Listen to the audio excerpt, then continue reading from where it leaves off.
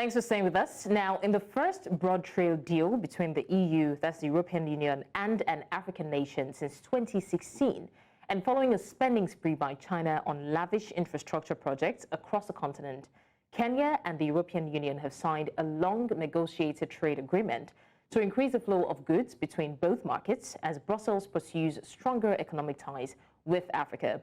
Now, in William Ruto's words, the core of this arrangement is to put real money into the pockets of ordinary people. William Ruto is the president of Kenya.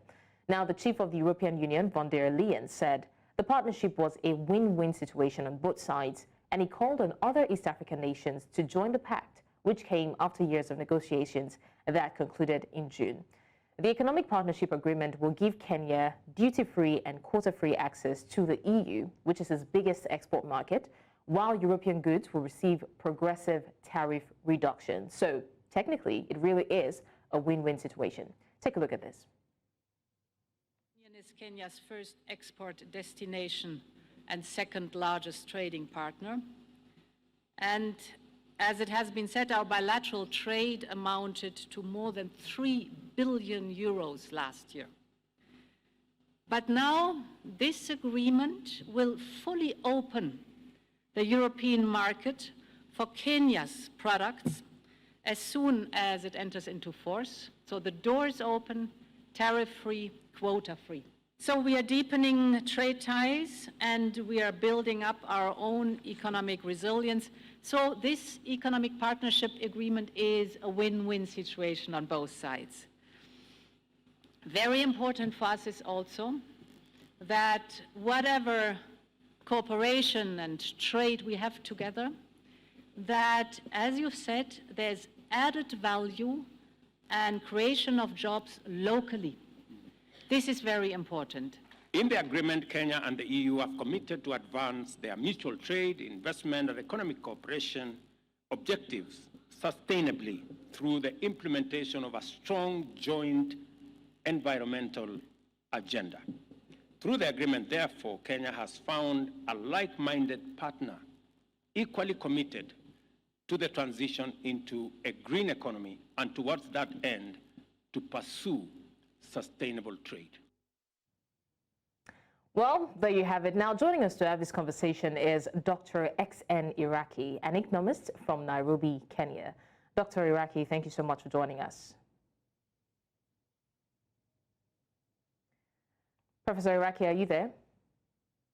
Yes, I'm there. I can hear you. All right. Thanks for joining us once again.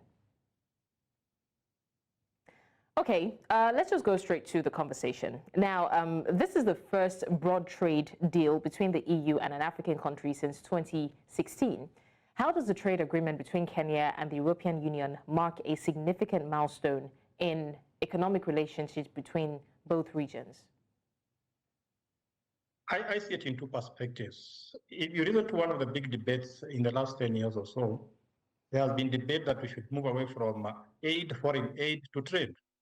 So by signing EPA, Kenya is probably telling the world that we can now focus on trade as a source of government revenue, as a source of jobs, as a source of development. So it's seen as a very good landmark and a shift from what we are used to in terms of getting foreign aid. And number two, what I find interesting about this is it is reciprocating. So Kenya will get an open market, and the European Union will also get an open market, and particularly the East African region.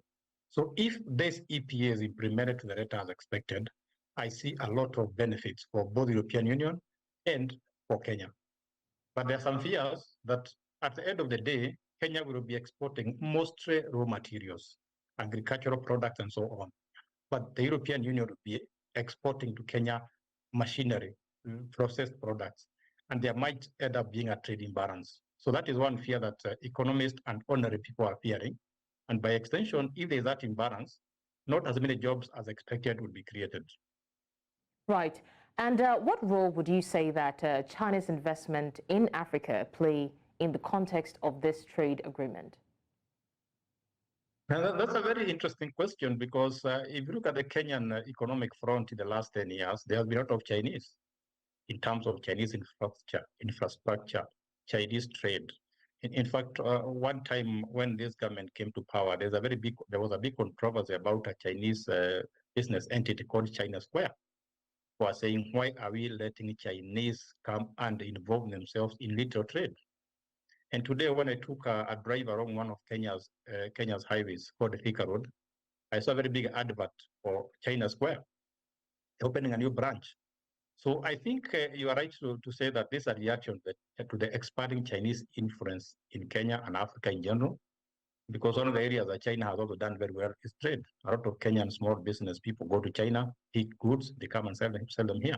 So it's not just the Chinese government that has become deeply entrenched in Africa, but even small-scale traders. So by having such an EP or economic partnership agreement, probably it can probably be seen as a countervailing or a counterweight to the Chinese influence. To what extent that will take place, we can only wait and see. Okay, and now we do understand that Kenya and the EU are going into this partnership deal, but are there any specific terms or conditions for both parties to meet for this agreement? Yes, I think one of the terms that I saw very specified is that the tariffs for the European products and services will be progressively reduced, so that in the long run, probably the European products and services might get into the Kenyan market or East African market duty-free. But one of the things that is not very clear and probably should be specified is Kenya will start exporting to the European Union. But have we improved on our trade capacity, trade negotiation capacity, our supply chains? Are we reaching down to the people who will be producing goods and services that will be exported to the European Union? Remember, European Union is a very advanced market. Ours is not that advanced.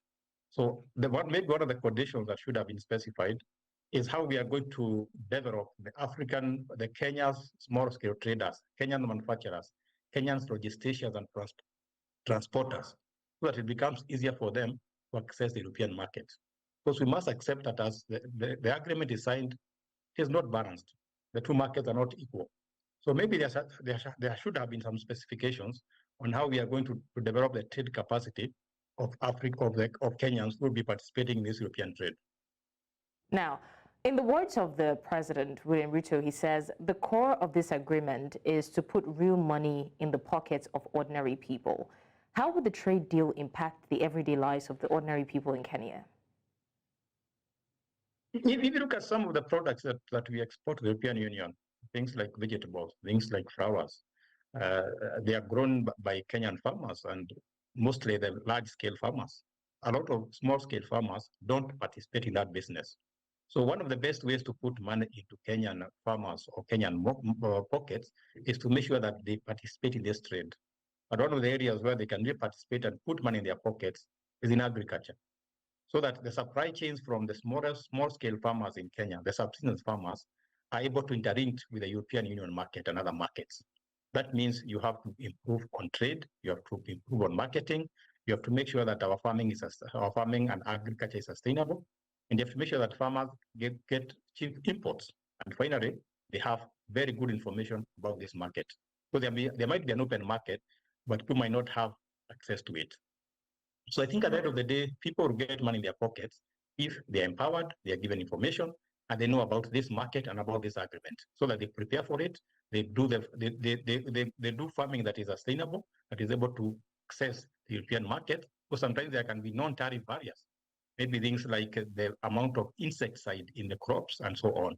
So everybody in the supply chain should be educated and empowered information with the necessary tools, so that they can participate and get money into their pockets. Very quickly, this is a very good initiative, and it's going to be a win-win agreement, like they said. But are we foreseeing any potential challenges or obstacles that may arise as a result of this agreement? I think one of the obstacles that is very obvious as we get into this agreement is that our East African community neighbors, East African community has about 8 members now, including Somali. They are probably not very prepared to sign this agreement, and Kenya went ahead. So I expect to find maybe some disagreements with the neighboring countries on the terms and conditions of this economic partnership agreement. And the other problem I foresee in future is that people might start realizing that participating and getting money into your pocket through this EPA is not a switch on. It takes time. So people might start feeling that they are not gaining as much as expected, because it is not going to take 1 or 2 days to start seeing the benefits of this. To take time, and people need to be patient. All right, we'll definitely look forward to see how this unfolds, and we'll also wait to see if any disagreement ensues between the East African countries. But for now, this looks like a good deal and will serve both Kenya and the European Union. Once again, thank you so much, Dr. Exen Iraki, Dr. Professor Exen Iraki, economist, joining us from Nairobi, Kenya. We appreciate your time with us on the show. Thank you, and happy holidays. Same to you.